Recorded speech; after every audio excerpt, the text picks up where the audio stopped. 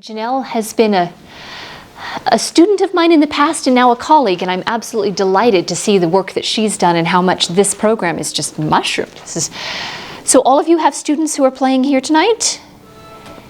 For how many of you is this the first year? Okay, so you're all kind of old-timers with this. All right, very good, very good. I would like to begin with a word of prayer, please. Father in heaven, more than just one word, but the most important words, please help. You see, these children are a gift from you, and we don't always know what to do with them. But we know what we'd like. We'd like them to become like you. And we want music to be a way to do that. We want the music to fill their souls, and we want them to learn through music how to be wonderful people. So help us to know how to help them. And thank you. Thank you for being here tonight. In Jesus' name, amen. All right. So I have had the privilege of teaching violin and viola for quite a number of years. I love teaching. I love children. I love music. So it's a wonderful job. I kind of get to do a lot of everything that I love. But I'd like to give you a little bit of my background before I start, just so you know where I'm coming from. I was raised in a musical family. My father was a concert pianist and the professor of music, professor of piano at Southern Adventist University.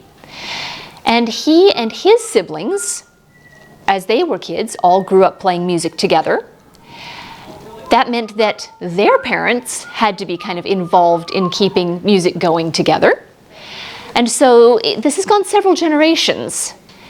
So my grandmother and her siblings, my father and his siblings, they made sure that me and my siblings all play, and now all of my siblings' offspring and my son all play music. So we got, at least 4 generations here. This is unusual. I kind of doubt anybody else in this room has quite that same setup. So for some of you, music may be brand new. For some of you, music may be something you've done for a long time, or you did with your parents. So one of the questions that we always consider when we give a child music lessons, how did we get to the point where we wanted this for them? How did we come to this moment where we look at them and we say, I think you should have music. I think the music would be just really good for you. Did we get here because we always wanted it and never could? Or did we get here because we were surrounded by it and it's just inevitable? Or something in between?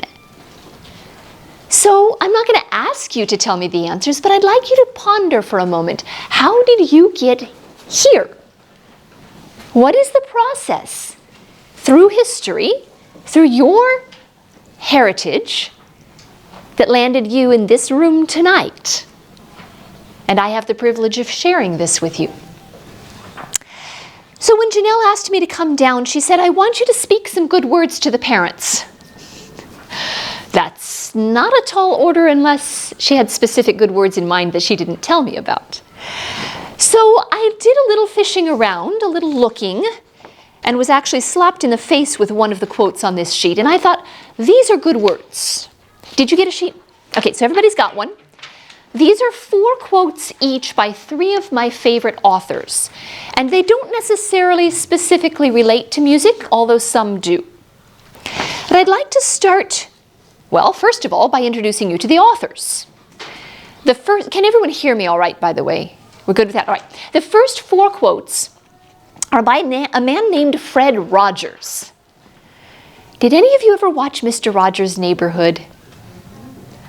Mr. Rogers' Neighborhood was on PBS for a lot of years. Mr. Rogers himself passed away 10 years ago, I think it is, recently as far as that goes. He had a really interesting way of taking life's big, hard issues of honesty, acceptance, forgiveness, peacemaking, these things that are things we as adults struggle with, and he had a way of conversing with the children through his show called Mr. Rogers' Neighborhood to make these really big things easier to manage. How do you manage your anger? How do you manage a feeling of being left out? How do you manage when you get hurt? What do we do? How do we control our emotions? How do we let them out when we need to? So I love Mr. Rogers and the perspective that he brought to so many of the real big issues of life. So we're going to look at 4 of his quotes, but let's drop a little farther down. A man whose name I hope you are all familiar with, Shinichi Suzuki. Dr. Suzuki, the man who brought the Suzuki method to us. We'll talk a bit about his background. We'll talk a bit about how in the world we ended up with the Suzuki method and how that got us here. And then the last 4 quotes, 1 on this page and 3 on the other side, are by a woman you might not have heard of. Her name is Ellen White, and she was just an incredibly wise woman and very, very close to the Lord. And she cared immensely for how children are raised and how families work together, among other things. And so I've borrowed a few quotes from her as well. I'd like to start with the 3rd quote on the page. Dear Fred Rogers says, and this is the quote that got me here tonight. This is the quote that slapped me in the face and said, you must listen. This one matters. There's a world of difference between insisting on someone's doing something and establishing an atmosphere in which that person can grow into wanting to do it. Let's chew on this one a moment. There's a world of difference between insisting on someone's doing something. Pick up your clothes. Put your toys away. Go to bed. Get up. And creating or establishing an atmosphere not in which that person can do it, but in which that person can grow into what? Wanting to do it. I want to put my toys away because I know how good it feels to be in a clean house. I want to get up because there's something exciting going on. I'm fishing for ideas here because very few kids exhibit the wanting to do it. But they all exhibit the potential to grow into wanting to do something. But really the word that grabbed me is the word atmosphere. Because it's up to us to provide that atmosphere, to create it, to establish, well, think of the word atmosphere for us. It's that body of gaseous stuff around us that enables us to breathe. And if without that breath, we wouldn't be here. So how can we establish an atmosphere in which our children can breathe? What will help them grow? All right, so this is the first thing that grabbed my attention. And very similar to it, if we'll go down to the first Suzuki quote, Dr. Suzuki, man is a child of his environment. So just a quick revisit to my story and how I got here. I got here because not only did my grandmother and my father and his generation all kind of trickle down this effect of music to me, but there was a point when I was taking violin lessons from a man named Orlo Gilbert, and I got kind of frustrated when he was asking me to do something hard. He was asking me to count out loud while I played. No, I can't do that, said I. He looked me in the eye and he said, then learn, because you're going to need it when you're a teacher. I was 10. I wasn't going to be a teacher. I was going to be a nurse or maybe an English teacher, but not a music teacher. First step past my parents, he believed in me. He knew I had a knack, a desire to share things. He believed I could get there. So the first thing in the atmosphere for me, besides what my family heritage was, somebody believed in me. And that, I think, is our first step. Do we create an environment where our children feel they are believed in? Do you believe in your child? Come on in, and we've got a handout for you. There you go. So let's go down to another one.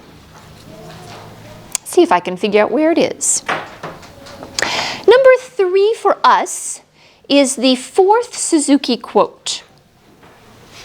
So I'm just going to rehash the ones we've been over. We've been over the 3rd Fred Rogers quote. There's a world of difference between insisting on someone's doing something and establishing an atmosphere in which that person can grow into wanting to do it. And Suzuki's take, man is a child of his environment. Let's bump down to the last one on Suzuki's set here. Our aim needs to be the nurturing of children. And I'd like to stop there for a moment. Can you all give me a little bit of feedback on this word nurture? What other things do you think of? What synonyms or helpers can we come up with for the word nurture?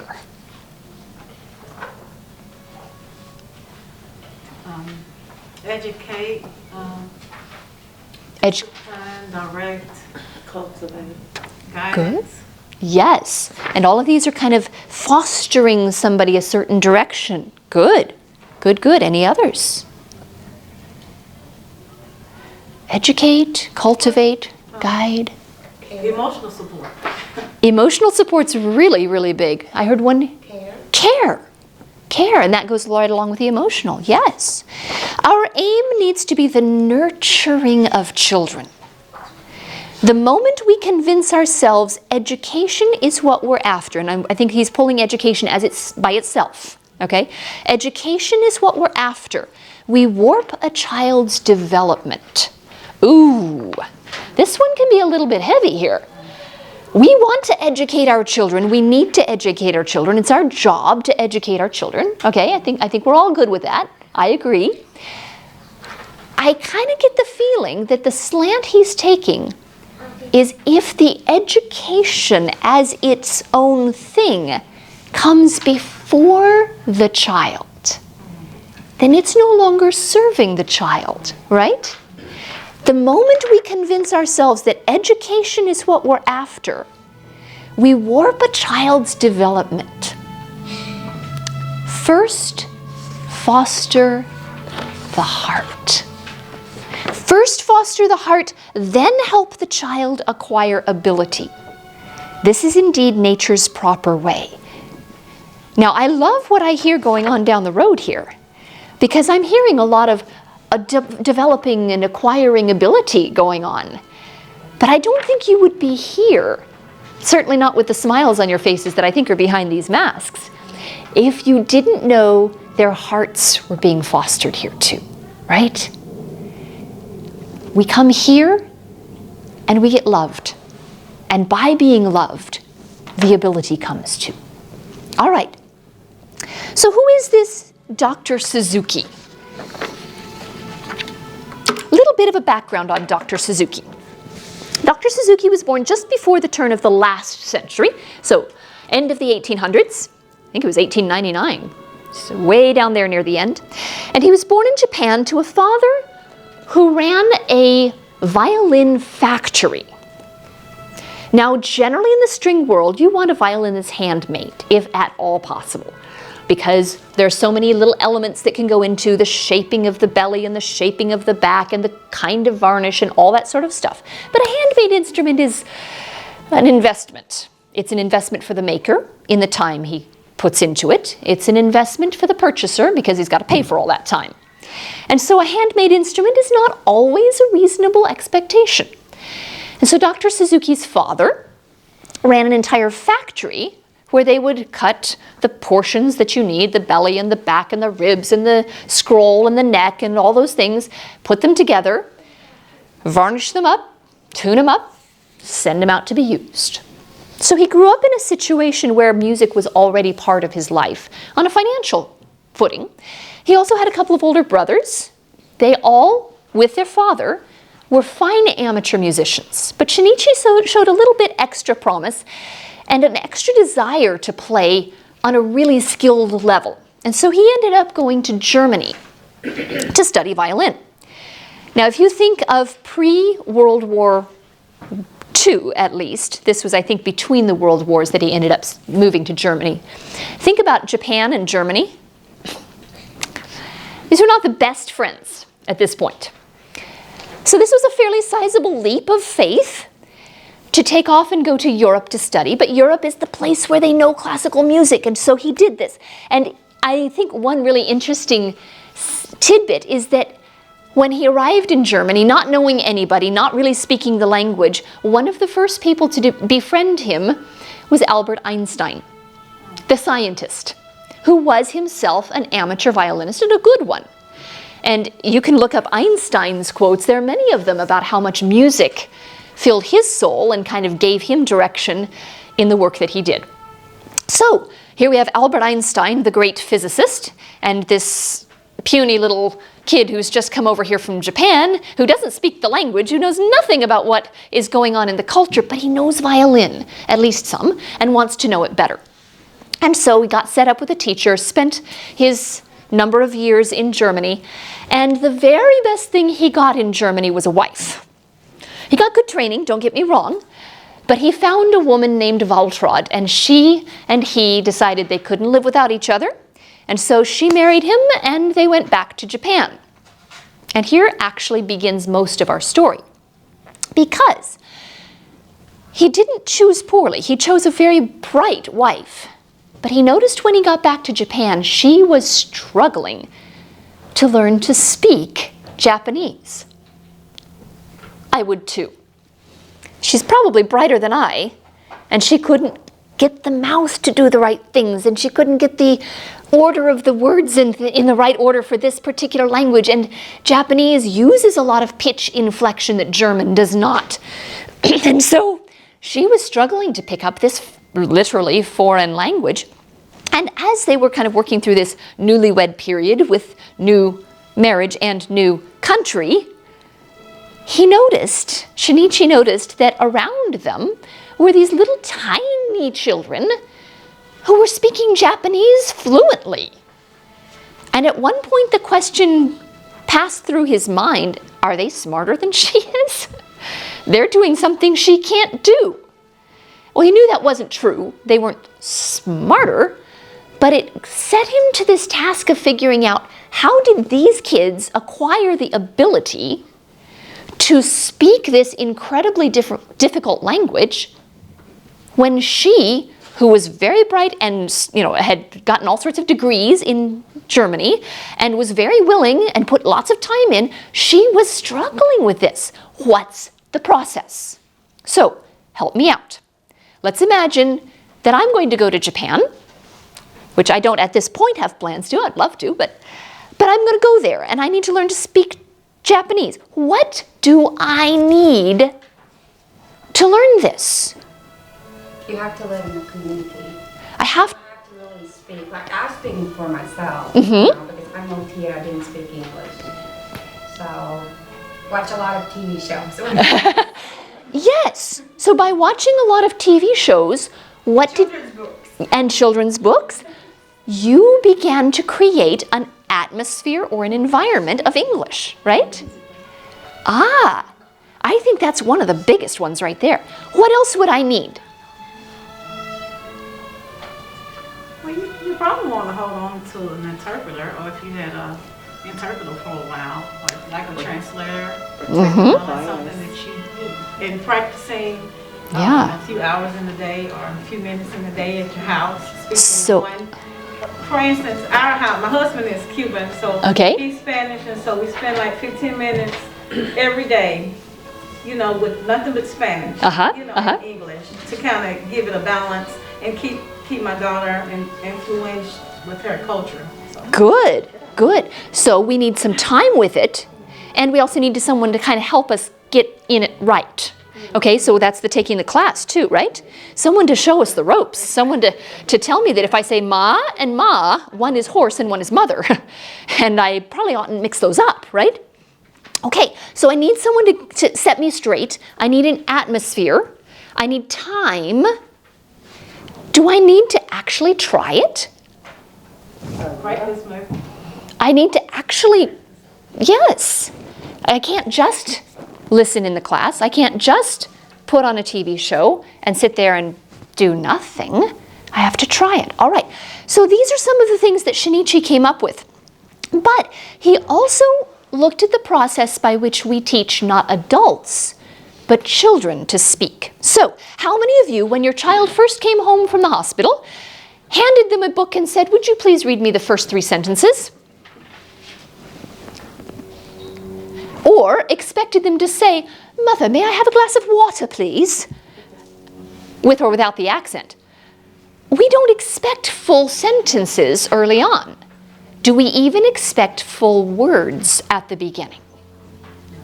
How many of you were very happy at da, da, ma, right? Oh, here goes a 4-legged thing. Oh, da, da. Oh, it's a dog. And we start to translate for the child. But we are thrilled when they do teeny, tiny, itty, bitty steps. All right. First point. When we create an atmosphere around our children that encourages them to grow, it doesn't have to be big stuff. It can be itty bitty, teeny tiny, what to somebody else might seem totally insignificant and trite. To us, we can see that's a baby step forward, or maybe even a slightly bigger step forward. Or we even just see them taking in by being surrounded. Okay, so encouraging by small steps, being a cheerleader. Dr. Suzuki lived as an adult in a time when recordings were finally something you could create. So we think back in the timeline to when Thomas Edison had his first wax cylinders. Well, that was the late 1800s. And that's very unique. One person who has maybe a couple of these things. And okay, so we're starting to develop something that the really wealthy could have if you got a phonograph. But it wasn't until about the 1950s when you started getting record players in the home. Not talking radios, those were around before. But you can't control what's on a radio. You can control on and off and volume, and that's about it. But if you want to control, I want a specific song to play right now, we have to have some sort of device that'll do that, and some way to purchase or own or create that particular song to be played at the right time. So I think there's a lot of just historical interest that Shinichi could find and present and sell records at the right time to create atmosphere, environment. You know about listening in the Suzuki method, right? Everybody hopefully does your good listening every evening or morning or both or during school or whenever, so that the kids are just hearing what they're supposed to play. This has been my theme this week in my studio. Have you done your listening? Go home and listen. Because you don't know what's coming next. But I want you to know what's coming next. I want it to be so deep in your ears already that your fingers are like, oh, that's next. How did I figure that out? I don't know, but that's next. Okay, so Dr. Suzuki tapped into this hearing what's around you thing. So like you turning on the TV, living in a family who speaks a certain language, you're going to hear that language. You don't just hear one person speaking to you and then nobody else. You hear that conversation. You hear the doorbell ring and somebody goes to answer it. So you hear what they say when they answer it. You hear how they talk on the phone. You hear, and you're not consciously taking in. You're just surrounded by this. What if we surrounded kids with music, says he. Well, could we learn it like a language? Yeah, I kind of think it does work. That's why we're here. But that's not an insignificant piece. That's really foundational. That we need to be able to expose our kids and ourselves to what it is you want to absorb, to learn. Okay, so we're talking about the methods of language acquisition. We're talking about the environment we create around the kid. We're talking about cheering them on with baby steps. All of those things create an environment in which they can want to grow. All right. So we're talking about Dr. Suzuki's background. And he says our aim needs to be the nurturing of children. Down at the bottom of that quote, down at the very bottom, he says, first foster the heart, then help the child acquire ability. This is indeed nature's proper way. All right, let's jump up to the last of the Fred Rogers quotes. We speak with more than our mouths. We listen with more than our ears. Is that true of our children? Do they say things without words? I have to tell on one small child of mine, student. This student is one of my two youngest in the studio right now. And we had a recital not long ago. He was prepared. He knew his piece. He could play it. He's also a very shy child. And he's also the 4th out of 5 boys in a family, a very rambunctious family, and he's a quiet one. So we got to the recital, and his oldest brother played and did well, and the next brother played and did fine, and the next one took his turn and did fine, and it came this one's turn. And he stood up with his violin under his arm, back where Mom was, and he just stood there. Come on up, it's your turn. So I went back and guided him up, and he got to the front, and he didn't even turn around. And that was the end of it. We weren't getting anything out of him. Well, I took a bow for him and sent him back to his seat, and that's what we got. What did he tell me without words? Doesn't want to do it. Wasn't ready. In his mind, at least. His technique might have been ready. His heart wasn't ready. He wasn't ready inside to put himself out there. Okay, I think the message was pretty strong. He got it across to me. Took me a little bit, but we did. So we speak with more than words. We listen with more than our ears. I really don't want to spend time talking about that one, but I want it to start percolating.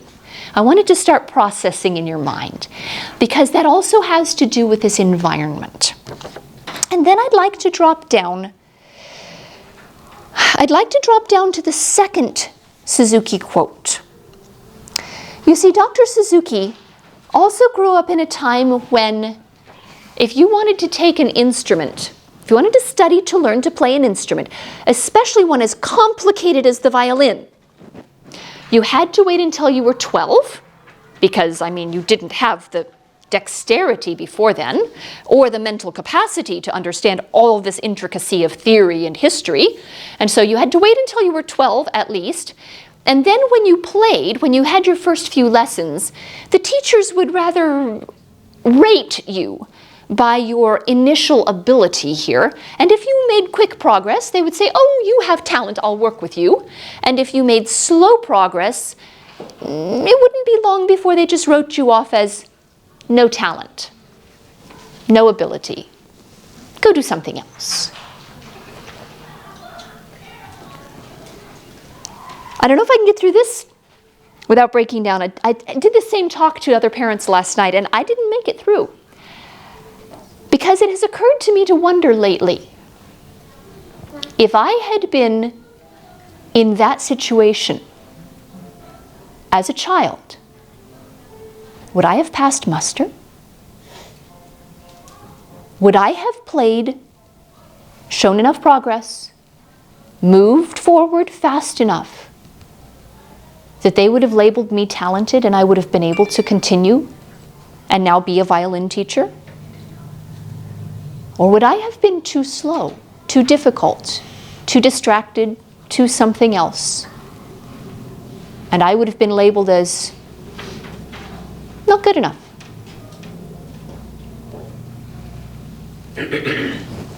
I teach 55 students a week, if they all come. That's 55 students I would never have been able to touch. Influence. Get acquainted with. Make music with. That's just this semester. That mindset of labeling a student's ability based on what you first see, I am so grateful Dr. Suzuki has shown us a better way, but it's still there. It is still prevalent in so many places. And what Dr. Suzuki did for us, I think more than anything else, was to teach us that ability is developed, not born. Don't get me wrong, he was as aware as the rest of us that there are some kids who pick it up faster than others. Great, that's fine. But that doesn't mean someone who picks it up slowly can't pick it up. Ability can be developed. It is not just born in or not born in. So now to this quote. All right, this is the third Suzuki quote on here. I have to use my glasses, sorry. I have most of them memorized, but not this one. An unlimited amount of ability can develop when parent and child are having fun together. Fun? Is that what you expected it to say? When parent and child are working in a team.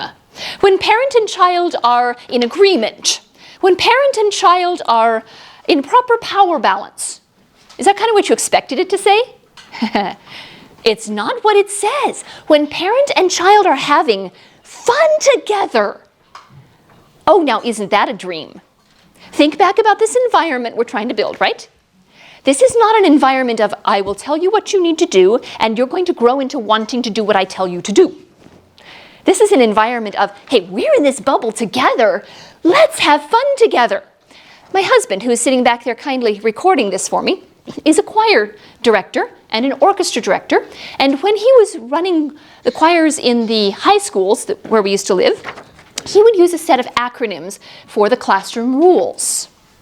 And the very first one, this set of 6 or 7 different weird-looking acronyms, the very first one was LHFT. Let's have fun together. In a classroom, in a choir, in a music group. Let's have fun together. Now, there were some other rules that would guide how that fun could happen best, and I like the set of rules, but that's the first one. Okay. An unlimited amount of ability can develop. We've already talked about how we're developing ability, not born in, okay? When parent and child are having fun together. Hey, don't answer this one for me, okay? But answer it to yourself. When was the last time you had fun in a lesson with your kid? And if that was not today or at your last lesson, what are you going to do to change that for next time? It's a challenge. All right. Now, down to the Ellen White quotes, all of them having to do with the environment of the home. I'd like to start on the back page with the second quote. Above all things else, well, that doesn't leave much room for anything above it, right? Above all things else, let parents surround their children with an atmosphere of cheerfulness, courtesy, and love. A home where love dwells and where it is expressed in looks, in words, and in acts is a place where angels delight to manifest their presence. Okay, there's a little part of my background I haven't had the privilege yet of sharing with you, and so now we get it. You see, I told you about my father's side of the family and how he's a concert pianist, and he accompanied some of my students on their recital yesterday. So I really love the fact that I get to spend time with him still. He's making music. It's wonderful. My mother changed my whole possible trajectory on life by what she did for herself. You see, she came from a family of so amateur musicians who might pull out a washtub bass and a mandolin if the family reunion was big enough. Maybe might sing some folk songs together. That's about it. They didn't do music as a career or even really as a passionate family thing to do. Like in my family, we played chamber music instead of Monopoly, okay? We're weird, but that's all right. In her family, it just wasn't the way she was raised. So when she married my father, she took a look at this new family she had just entered and she said, if I'm going to fit in this family, I'm going to have to learn to play a string instrument. Now, she plays piano, she has a degree in voice, but a string instrument at age 20-something? So she took up the cello, because there weren't very many cellists in the family. And she started to learn cello as a brand new wife and a brand new mother. And that was challenge enough. And then as we 3 kids came along, I'm the youngest of 3, I have 2 older brothers, she put all 3 of us through Suzuki. You see, the Suzuki system had just made its way to the Southeast. And Mr. Gilbert, who was my teacher, was one of the first people to say, this is a really good idea. We need to be doing this with our kids. So my mother took us all to violin lessons. Eventually my second brother switched to cello, and she sat through all the lessons with us and took copious notes, like I know you all are doing in your lessons. And when we finally got to the end, when we kids were high school and college, she took a look at all those books of notes, and she said, I can do this. I've been through how many lessons? I've seen the process, and most of all, I believe in the philosophy. I can do this too. And so she took up the violin. She's still playing cello through all this. In fact, she still plays cello in our university's orchestra. We have a concert on Sunday. If you want to come listen, you get to see me play, you get to see my parents play. It's really fun. This would be at the Collegedale Seventh-day Adventist Church, 4 o'clock Sunday. There's your free advertisement. So she took up the violin with an eye specifically to learning to teach the youngest ones, because she wanted to start children right. And as she got to the point where her younger students were outgrowing what she could do, she said to me, and I was 14 at the time, you need to come and teach my advanced students. I need to pass them to you. And so every Tuesday, I would get in the car after high school and I would ride to Dalton with her, which is where we were teaching. It's about 45 minutes away, and she would put up with me griping and complaining about whatever went wrong in high school that day, and whatever test I had trouble with and what the projects were and all this homework, and she would just kind of patiently bear with all of that. And then we would teach all afternoon down into the night. And as we drove home, tired as could be, we spent the whole way home talking about the lessons we had just taught and the families we worked with. And she fed me philosophy.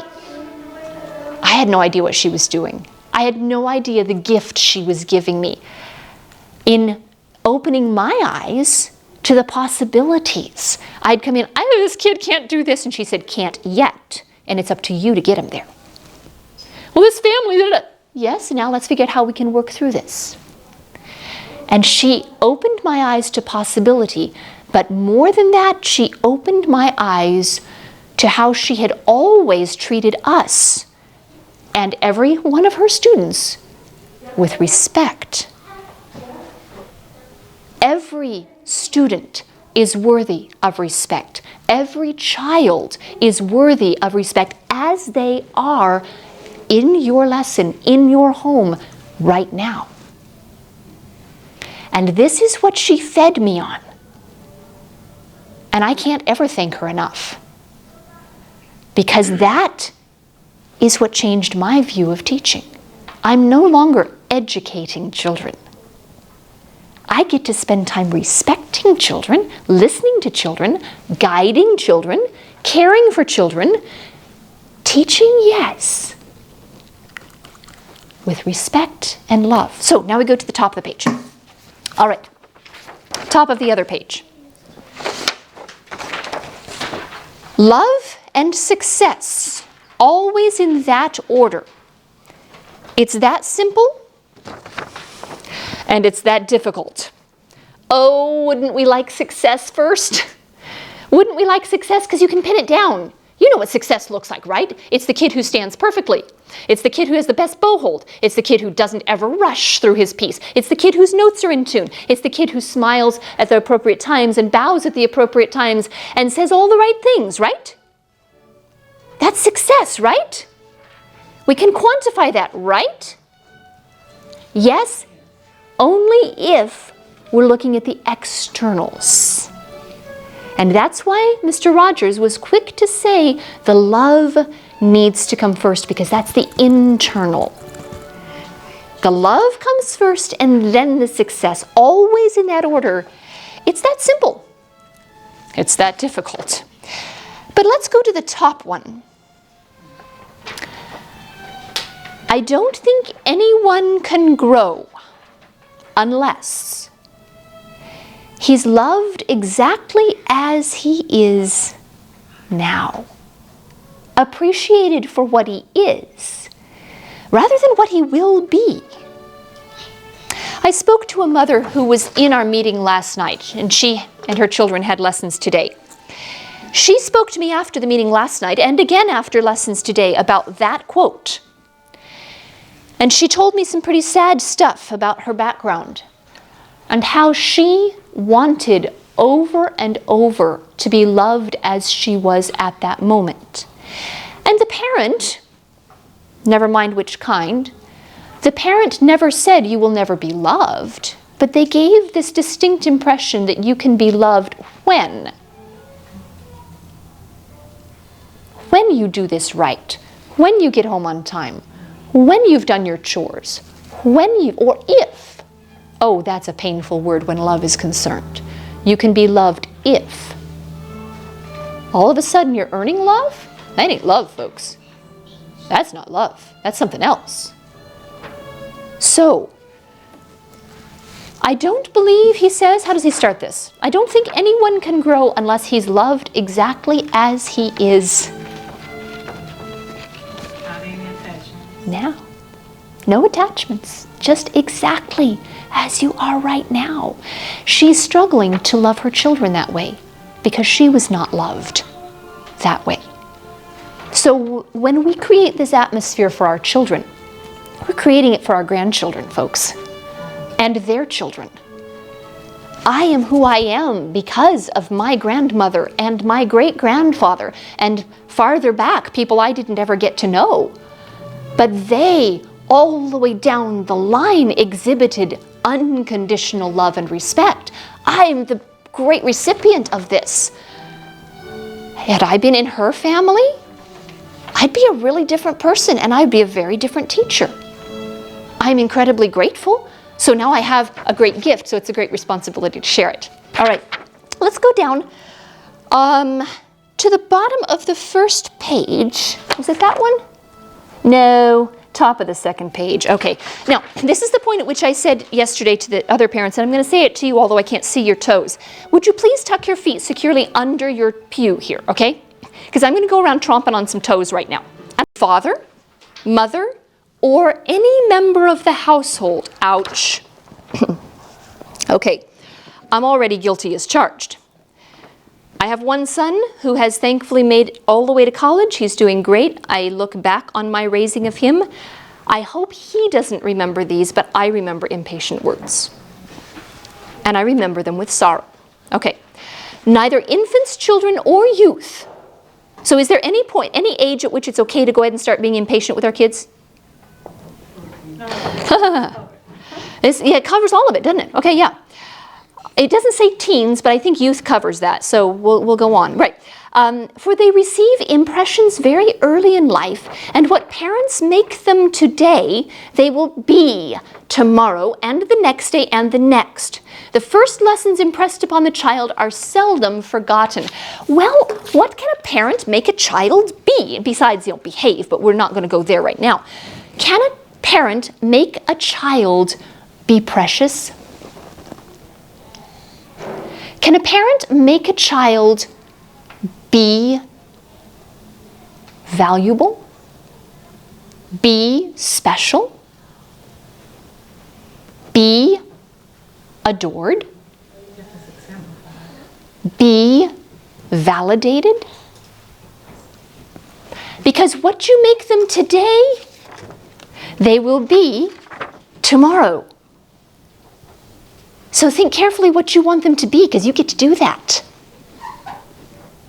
You get to do that with every word you say. Can you make them be impatient with each other? If that's the example you give? I don't want to go deeper down that rabbit hole. I really don't. All right, now we get the bottom one on the first page, because there's a word right here that fits right in with this. Children need pleasant words. It is essential to their happiness to feel, give me this word, folks, approval resting upon them. That doesn't mean we have to approve now what they're going to be then, because we don't know what they're going to be then. All right? So I don't have to look at a child and say, you're going to be a wonderful teenager. You're wonderful now. They need to hear that. And it might be yeah? Building up their confidence. You betcha. Self-esteem. You got it. And so if I approve of their sloppy but earnest attempt to put the toothpaste back in the toothpaste tube, there's a story there. Okay. To put the dishes in the dishwasher. Let's go something more mundane, right? Their earnest but perhaps misguided or sloppy attempt, if I approve of that attempt, that's kind of like, Dad, Ma? Instead of saying, why didn't you rinse them first? Why did you drop that one? Why did you... They got up and put the dishes in the dishwasher. Woohoo! All right, so I want to tell you a story. This has nothing to do with any of these authors. If you have ever heard of the author Joe Wheeler, he has a series called The Christmas in My Heart books. They're wonderful. Great, great stories. He also has a story book out about mothers. And I will paraphrase this one, and again, I'm going to try to get through it without bawling, because this one hits me every time. The story is, it's from the viewpoint of a small child, about that age, okay? Little girl gets up in the morning. The house is quiet. She realizes the sun is shining and nobody's around. Mom usually gets her up in the morning, but Mom must be busy with something else. And so she gets up and she thinks, I'm going to get dressed all by myself and surprise Mom. And so she looks around and she sees the dress she had on yesterday lying on the chair. And so she puts it on and it's inside out. But you know, she's doing the best she can, right? And so she gets it all on and she tries to button things up and she gets the buttons all skewed-jawed. But you know, she's trying and she's so excited because Mom hasn't made it in here yet. And so she gets herself all ready and she slips her shoes. Nope, I'm not going to put them on. I'm going to carry them downstairs. And she gets all the way downstairs and Mom's not in the kitchen. And so she goes and she looks in the living room. Mom's not in the living room. And then she realizes Mom's doing the laundry and she's hanging the laundry out to dry. So she goes outside and she tiptoes through the grass to surprise Mom. And she gets out there and she throws her arms around her. Mommy, I got up all by myself. And Mom turns around and looks and she says, why'd you put that dress on? I was going to wash it. The title of the story is All Joy Gone.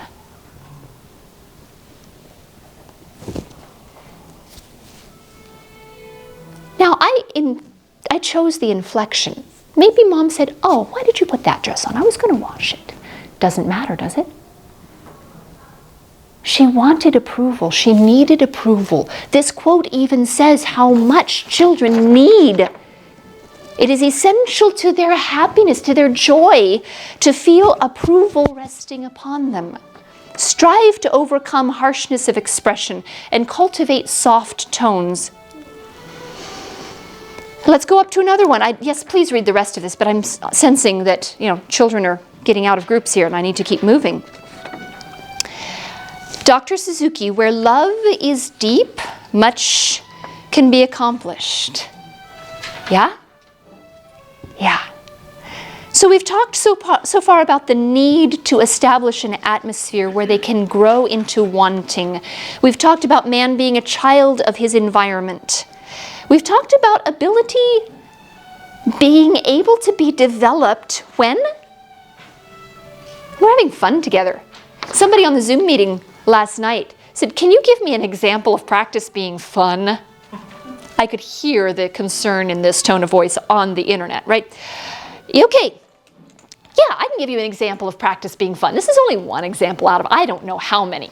So, kid is trying to learn a piece that's got 6 different sections to it, all right? So you take a Xerox copy of their piece of music. This is one way. You could, draw it on cards or whatever. You cut it up. So you have one section here and a section there, and you literally hide them around the house. Okay, we get to go on a treasure hunt, and we get to find these sections. We don't know if they're going to show up in the right order or not. And then you get to put them in the right order. Okay, that could be fun, you think? Or, here's a really good one.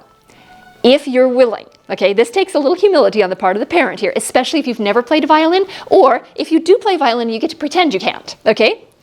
So, kid's been in the lesson. Kid's working on bow hold. Kids just can't get the bow hold right. It's practice time, and you could say, fix your bow hold. Or you could say, let me try that. And you make the awfulest bow hold you've ever seen in any lesson, and kid gets to fix it. Have we had fun? I think it's fun. I get to do this all day, every day. It's wonderful. So try it. Look for these ways to just be a little more lighthearted and celebrate those small things. If he got the thumb right, even if these look horrible, you got the thumb right. You're picking this up. Good for you. Okay, so we've got an awful bow hold, but the bow went straight. Which do we say first? Hey, come on, fix your bow hold. Or can we train ourselves to say, that bow was the straightest I've seen out of you yet today. Could you do that again when we have a good bow hold? It's how we phrase it. It's in what we're looking for. Are we looking for success first? Or are we looking for love first? And so I think I've been through all of these except maybe the last one on the second page. And this one, I hope will give you a lot of encouragement as we go from here. Whatsoever is done of pure love, be it ever so little or contemptible in the sight of men, is wholly fruitful. For God measures more with how much love one works than the amount he does. We might not make great strides between now and the next lesson, or now and tomorrow when they get on the bus, or now and next week, or next year. We may not make the big strides that we think would be successful. But God measures with how much love one works, and judges that more beautiful than the amount he does. Let's pray. Father in heaven, you are the source of love. We turn to you because on our own we have no capacity to invent love. We don't need to. You offer it free of charge. And I am so grateful that you offer with love wisdom. You say that if any of us come and ask, you'll give it freely. And so we ask that as we leave here, that the wisdom on these quotes, these pages, may become wisdom from you in our hearts, that we may create around our children an atmosphere of love and beauty and kindness and gentleness, and know that we, as well as our children, will see you better for it. In Jesus' name, amen.